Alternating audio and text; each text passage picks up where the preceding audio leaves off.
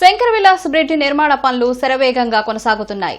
2027 July కల్లా bridge నిర్మాణాన్ని పూర్తి చేస్తామని కేంద్ర సహాయ మంత్రి పెమ్మసాని చంద్రశేఖర్ తెలిపారు. Shankar Vilas bridge railway portion కూల్చివేత పనులను అనుకున్న సమయం కంటే ముందే కాంట్రాక్టర్లు పూర్తి చేశారు. భారీ క్రేన్లు తెచ్చి ఎలాంటి ఇబ్బందులు లేకుండా కూల్చివేత పనులు నిర్వహించిన కాంట్రాక్టర్ల కృషి మరువలేనిదని పెమ్మసాని అన్నారు. ఈ సందర్భంగా అధికారులు కాంట్రాక్టర్లను ఆయన అభినందించి సత్కరించారు. రైల్వే డీఆర్ఎం కార్యాలయంలో నిర్వహించిన కార్యక్రమంలో పెమ్మసానితో పాటు డీఆర్ఎం సుధీష్ నసేన్ ఇతర అధికారులు పాల్గొన్నారు. 2027 జూన్ నాటికి శంకర్ విలాస్ ఆర్ఓబీ నిర్మాణంను పూర్తి చేస్తామన్న కేంద్ర సహాయ మంత్రి పెమ్మసాని ఏడాదిలోనే పూర్తవుతుందంటూ సోషల్ మీడియాలో వస్తున్న వార్తలను నమ్మవద్దని సూచించారు.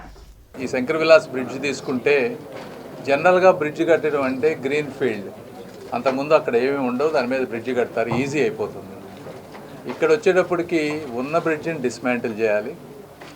అందులో కూడా రైల్వే పోర్షన్, రైల్వే అనేటప్పటికి దాదాపు 120+ ట్రైన్స్ ఈ ప్రాంతం నుంచి వెళ్తూ ఉంటాయి. హై టెన్షన్ వైర్స్ ఉంటాయి. వీటన్నిటిలో ఎక్కడ ఇబ్బంది లేకుండా, గుంటూరు అనేది ఒక సెంట్రల్ పార్ట్ కాబట్టి ఇక్కడ ఎక్కడ చిన్న మిస్టేక్ అయినా సేఫ్టీ అయినా కూడా కొన్ని రైళ్లు ఆగిపోవడం కానీ కొన్ని వేల మంది ప్రయాణికులకు ఇబ్బంది అయ్యేటువంటి పరిస్థితి. ఇందులో ఇట్లా బ్రిడ్జిని డిస్మాంటిల్ అంటే ఇవన్నీ ఆగకుండా సేఫ్టీ మెజర్స్ తీసుకొని బ్రిడ్జిని డిస్మాంటిల్ చేయడం అనేది కంట్రీలో 2 దగ్గరే జరిగింది. మన ఈ ప్రాంతంలో, మన ఆంధ్ర కానీ సౌత్ సెంట్రల్ రైల్వే జోన్లో, ఒకటి అనంతపూర్లో జరిగింది. అక్కడ జరిగినప్పుడు ఆ లిఫ్ట్ చేసేటప్పుడు కొంత యాక్సిడెంట్ అవ్వటం, అవన్నీ పట్టడం, ట్రైన్ లాగటం కొంత అయింది.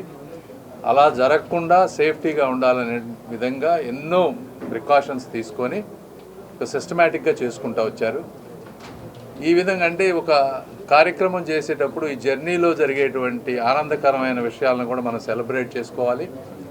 రెండోది, ఈ కష్టపడిన వాళ్ళు ఎవరైతే అంటే 30 రోజుల్లో చేయాలనుకున్నది 20 రోజులకే దాదాపుగా తీసేస్తారు. ఇంకా చిన్న చిన్నవి ఉన్నాయి, అవి ఒక 1 వీక్లో తీసేస్తారు.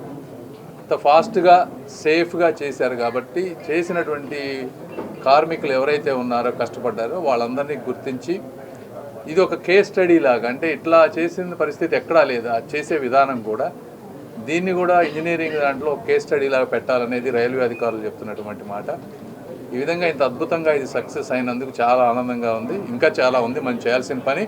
బట్ అయితే it is a small celebration for all the hard work and for the coordination. ఇప్పుడు రైల్వే అధికారులు కానీ, మన R&B అధికారులు కానీ, అదేవిధంగా ఈ టీము ఎవరైతే కాంట్రాక్టర్స్ వాళ్ళు కానీ, మా టీం కానీ, ఇట్లా అందరూ కోఆర్డినేట్ చేసుకొని ఒక అద్భుతమైన టీం వర్క్కి నిదర్శనంగా ఈరోజు ఈ వర్క్ జరిగింది. కాబట్టి వారందరికీ మనస్ఫూర్తిగా నేను ధన్యవాదాలు తెలుపుతా ఉన్నాను.